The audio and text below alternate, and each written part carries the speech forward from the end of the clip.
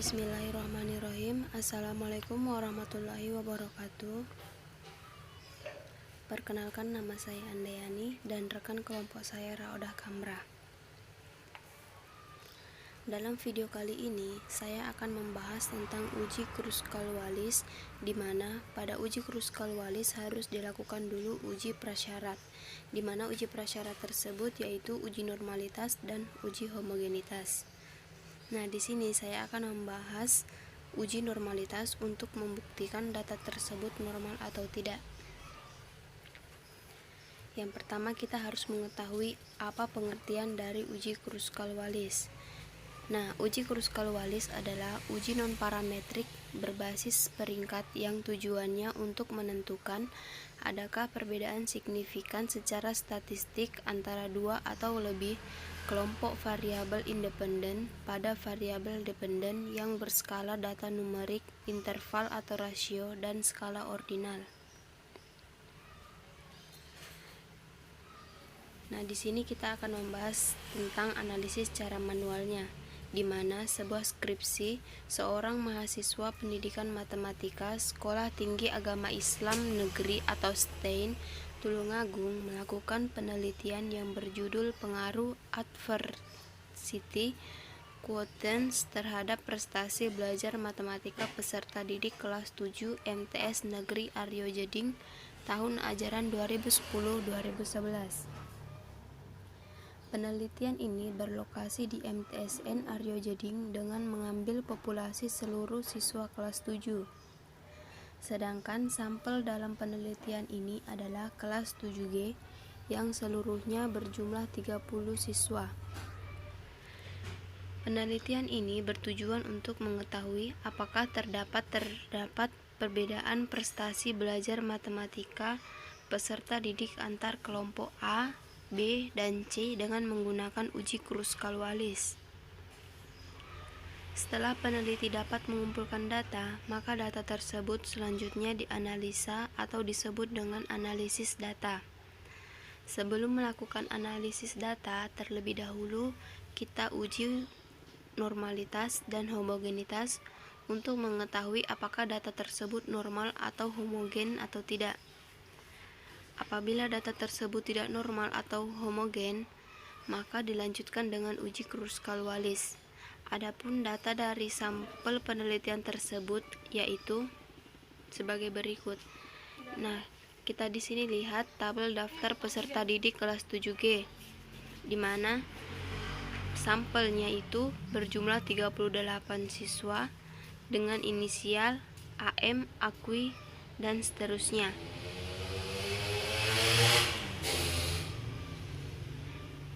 Nah, di sini kita akan melihat data hasil penelitian berupa skor akui dan pengelompokan peserta didik berdasarkan skor akui mereka.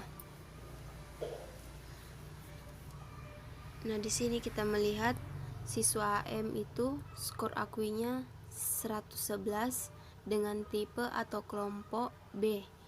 Yang kedua itu nama akui berinisial akui, skor akuinya itu 121, tipe atau kelompoknya itu B.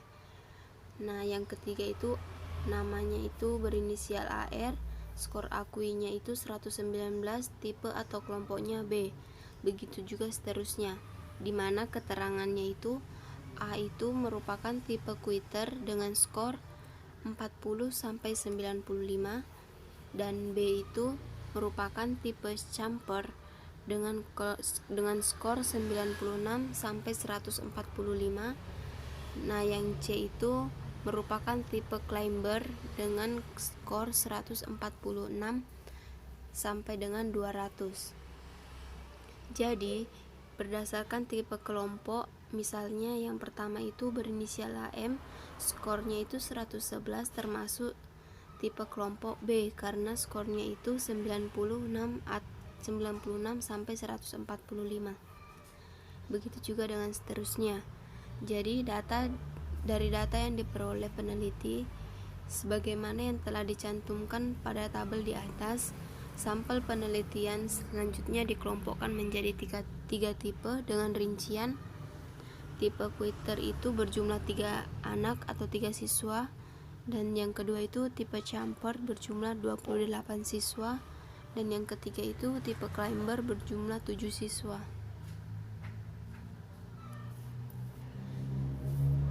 Nah, setelah kita melakukan pengelompokan yang seperti di atas, nah di sini kita melihat data nilai prestasi belajar matematika, di mana daftar nilai prestasi matematika dan rankingnya. Yang pertama itu nama AM nilainya 62, rankingnya 16, dan nama yang kedua itu Akui nilainya 60, ranking 21,5, dan seterusnya.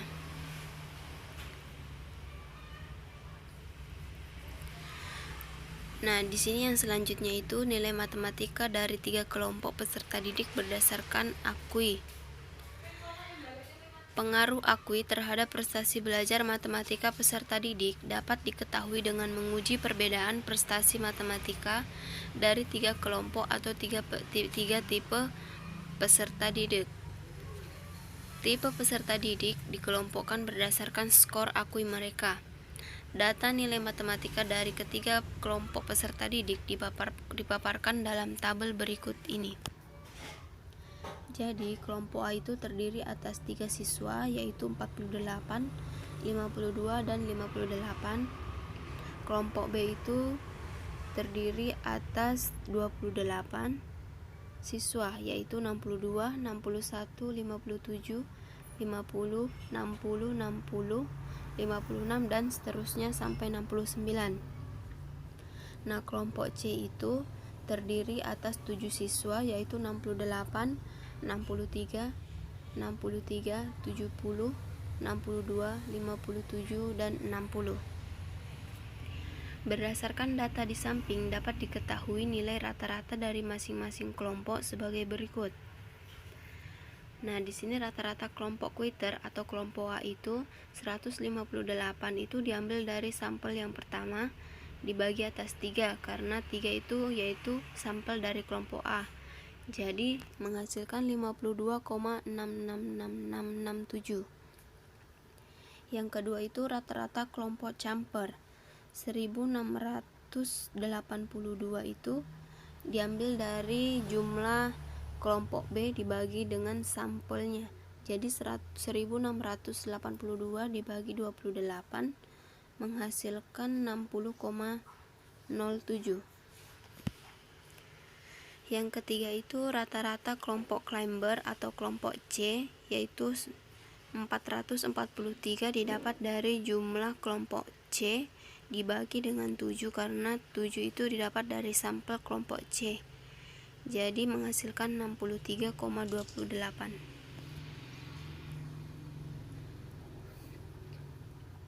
Nah, setelah data disajikan dan dipaparkan dengan jelas di atas, maka langkah selanjutnya adalah data diuji normalitas dan homogenitas terlebih dahulu. Dalam video kali ini, saya akan membahas tentang uji normalitas. Nah, di sini kita akan membahas tentang uji normalitasnya, di mana uji normalitas ini bertujuan untuk mengetahui apakah data yang telah diperoleh dalam penelitian berdistribusi normal ataukah tidak. Perhitungan dalam uji normalitas ini dilakukan dengan uji Shapiro-Wilk secara manual untuk masing-masing kelompok A, B, dan C. Baik, yang pertama itu kelompok A, di mana kelompok A itu jumlah sampelnya ada 3, yaitu 48, 52, dan 58. Langkah pertama yang kita lakukan itu menentukan hipotesis, di mana H0-nya itu sampel berasal dari populasi yang berdistribusi normal, dan H1-nya itu sampel tidak berasal dari populasi yang berdistribusi normal. Langkah kedua yang kita lakukan itu menentukan nilai alfa, di mana nilai alfa sama dengan taraf signifikan 5% yang merupakan 0,05 dengan syarat jika p-value lebih dari atau sama dengan 0,05, maka distribusinya itu normal dan H0-nya itu diterima.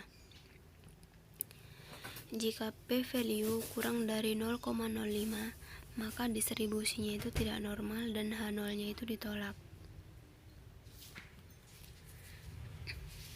langkah yang ketiga itu menghitung rumus statistik penguji, di mana langkah pertamanya itu menghitung nilai D. Nah, di sini kita akan mencari nilai D-nya. Nah, kita masukkan di sini tiga sampel yang tadi, 48, 52, dan 58. Nah, di sini XI dikurang X bar itu kita lihat 48 itu dikurangi dari rata-ratanya, yaitu 52,66667 menghasilkan minus 4,66667. Yang kedua itu 52 dikurangi dengan rata-ratanya, yaitu 52,6667 menghasilkan minus 0,66667. Yang ketiga itu XI nya 58 dikurangi rata-ratanya 52,667 menghasilkan 5,3333. Nah, di sini kolom yang ketiga itu yaitu XI dikurang X bar dipangkat 2 kan. Jadi nilai XI dikurang X barnya itu kita pangkat 2 kan. Yang pertama itu menghasilkan 21,77778, dan yang kedua itu kita pangkat 2 kan menghasilkan 0,4444. Yang ketiga itu 58. Nah, di sini XI dikurang X barnya itu kita pangkat 2 kan menjadi 28,4444. Sehingga didapat nilai D-nya itu kita jumlahkan XI dikurang X barnya itu menghasilkan nilai D, menghasilkan 50,6667. Nah, langkah kedua yaitu menghitung nilai T3-nya, di mana langkah yang pertama itu nilai T3 kita melihat jumlah sampelnya kan di situ ada 3. Nah, kita lihat di tabel Shapiro-Wilk di mana N-nya itu 3, jadi AI-nya itu 0,7071.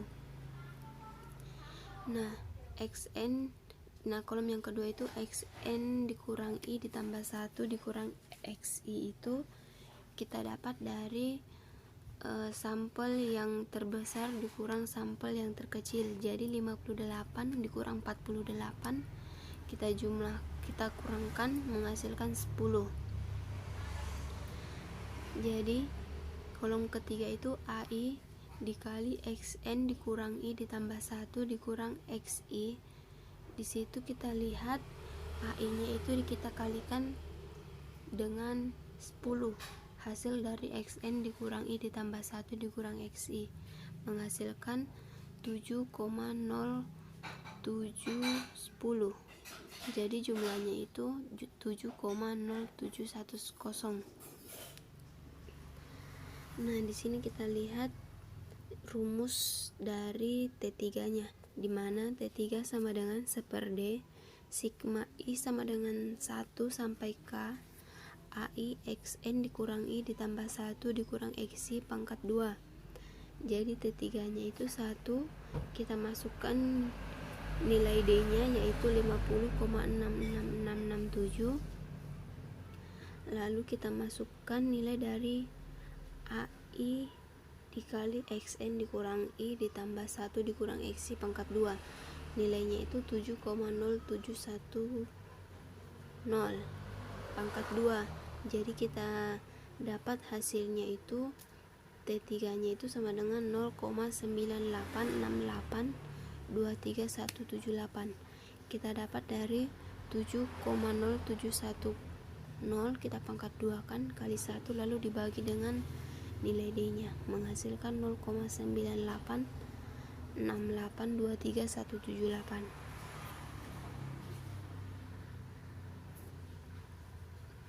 Nah, yang keempat itu menghitung signifikansi uji. Nah, kita lihat di situ N-nya kan ada 3. N-nya ada 3. Kita lihat N-nya di pada tabel 3. Terus di sini kita lihat pada tabel Shapiro-Wilk nilai alfanya itu 0,50 menghasilkan 0,959 dan nilai alfanya itu 0,90 menghasilkan 0,998.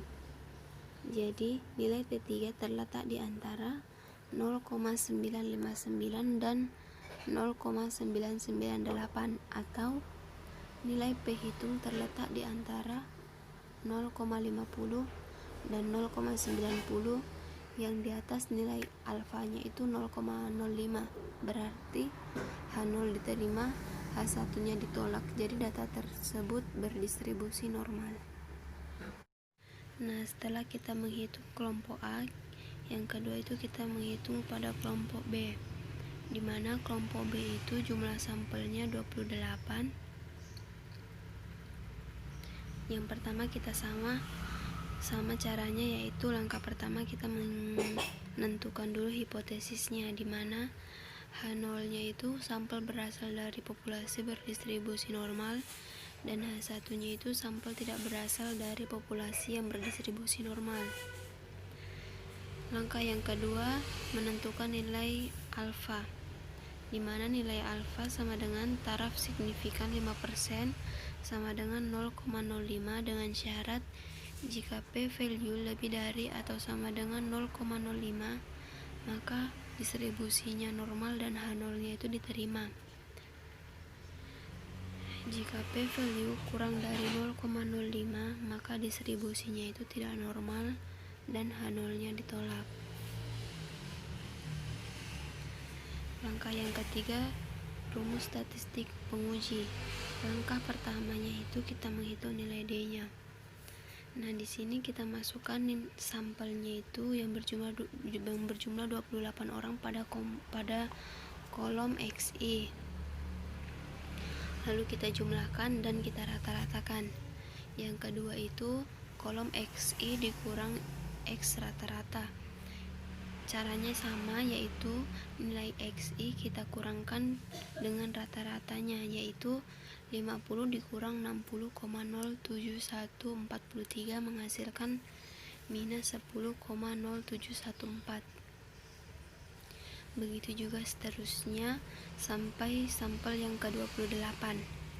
Kolom yang ketiga itu XI dikurang X bar rata-rata. Nah, di sini kolomnya itu sama, yaitu nilai XI dikurang X rata-rata kita pangkat 2 kan. Jadi yang pertama itu minus 10,0714 kita pangkat 2 kan menghasilkan 101,44337. Begitu juga yang kedua, yaitu minus 10,0714 kita pangkat 2 kan menghasilkan 101,4337. Begitu juga seterusnya sampai sampel ke-28. Lalu kita jumlahkan menghasilkan 741,8571. Jadi kita dapat nilai D nya itu 741,8571. Nah, langkah yang kedua itu menghitung nilai T3 nya. Ini sama halnya dengan kelompok A, yaitu kita masukkan nilai AI nya, di mana nilai AI nya itu kita dapat dari tabel Shapiro-Wilk. Nah, kita lihat dulu sampelnya berjumlah 28. Jadi kita lihat di sini tabel Shapiro-Wilk yang saya warnai warna kuning, sampelnya 28, jadi AI nya itu A14, atau bisa juga kita lihat dari sampelnya itu 28 kita bagi 2. Jadi setelah kita dapat nilai AI nya, lalu kita pindah ke kolom yang kedua, dimana XI nya itu dimana XN dikurang I ditambah 1 dikurang XI nya itu kita dapat dari nilai yang terbesar dikurangi dengan nilai yang terkecil. Jadi 69 dikurang 50, Jadi di sini kita urutkan dulu nilai yang terbesar ke nilai yang terkecil. Jadi kita kurangkan 60 dikurang 50, di mana 69 itu nilai yang terbesar dan 50 itu nilai terkecil. Jadi kita dapat nilai 19. Begitu juga sampai seterusnya. Dan tabel kolom yang ketiga itu AI dikali XN dikurang I ditambah 1 dikurang XI, dimana kita dapat nilainya itu AI nya itu dikalikan dengan hasil XN dikurang I ditambah 1 dikurang XI. Jadi AI nya itu 0,4328, kita kalikan 19 menghasilkan 8,2232. Begitu juga yang kedua itu AI nya itu 0,2992, kita kalikan dengan 19 menghasilkan 5,6848. Lalu kita jumlahkan nilainya menghasilkan 26,5927. Nah, setelah kita jumlahkan, kita masukkan ke rumus, dimana rumus T3 nya itu seper-D sigma I sama dengan 1 sampai K AI XN dikurang I ditambah 1 dikurang XI pangkat 2. Jadi T3 sama dengan seper-D, kita masukkan nilai D nya yang tadi, yaitu 0,953245109. Jadi hasilnya T3 itu 0,953245109 didapat dari nilai AI XN dikurang I ditambah 1 dikurang XI pangkat 2. Kita pangkat 2 kan, lalu kita kali 1, lalu dibagi dengan nilai D nya, yaitu 741,8571. Jadi kita lihat nilai D nya dulu, lalu kita bagi dengan yang kuadratnya AI XN dikurang I ditambah 1 dikurang XI pangkat 2.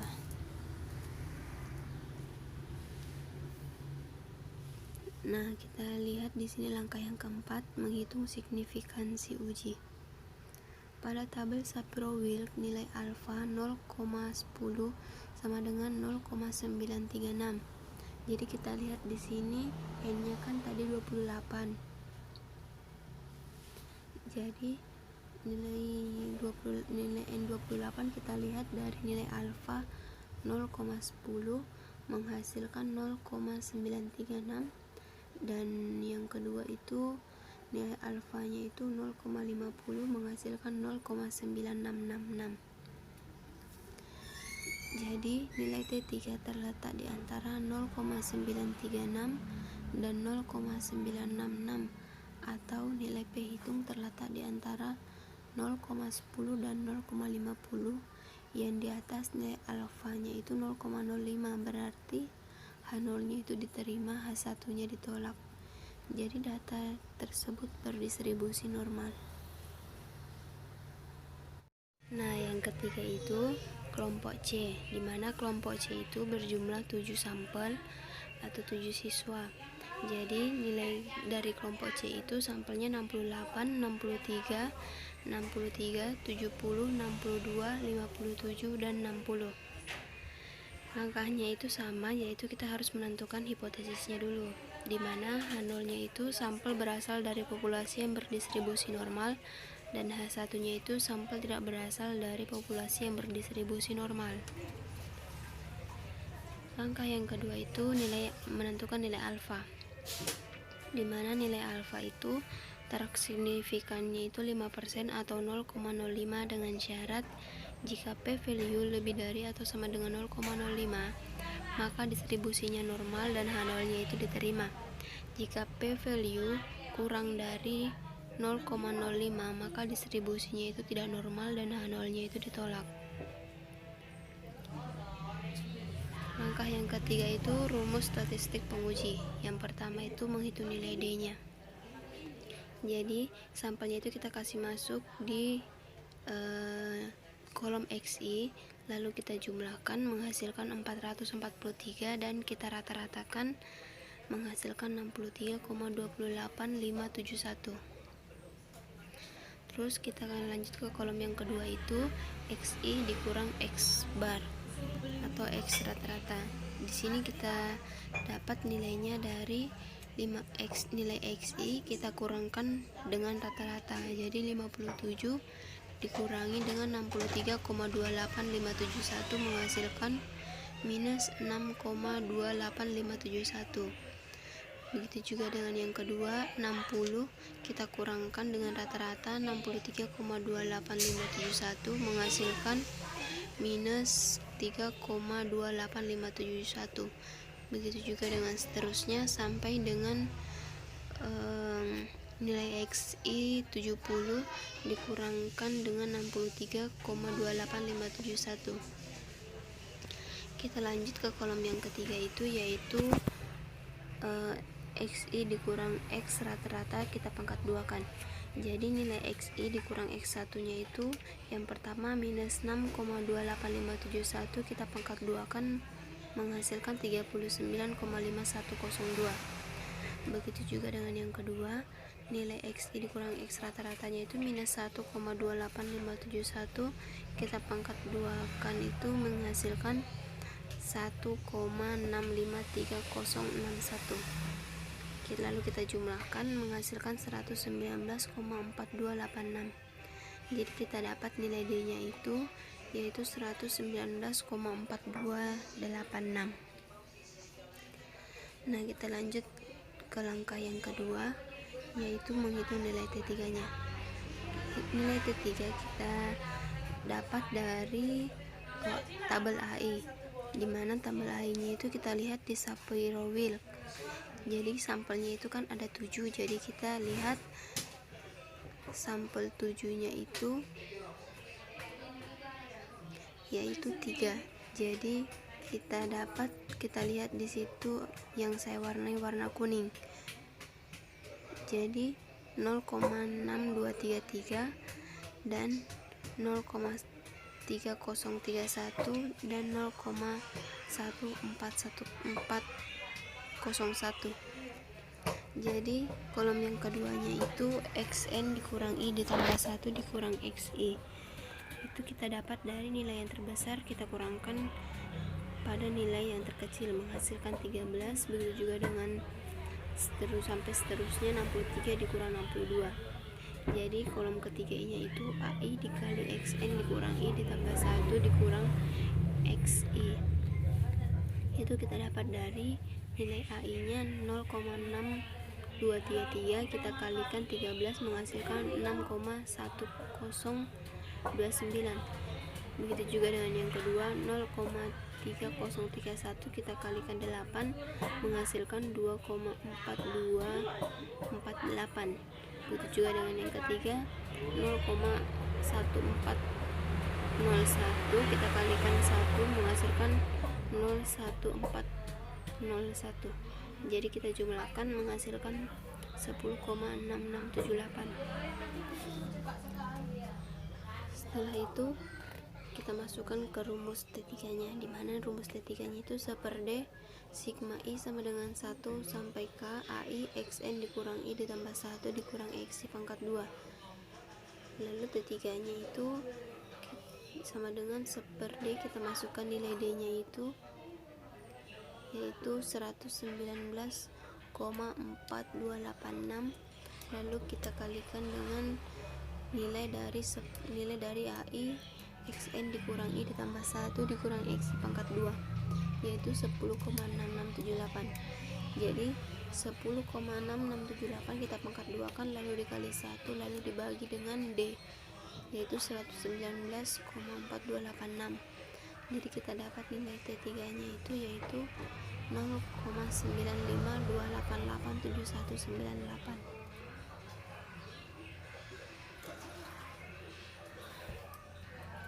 Nah, langkah selanjutnya yaitu menghitung nilai signifikasi uji, dimana pada tabel Shapiro Wilk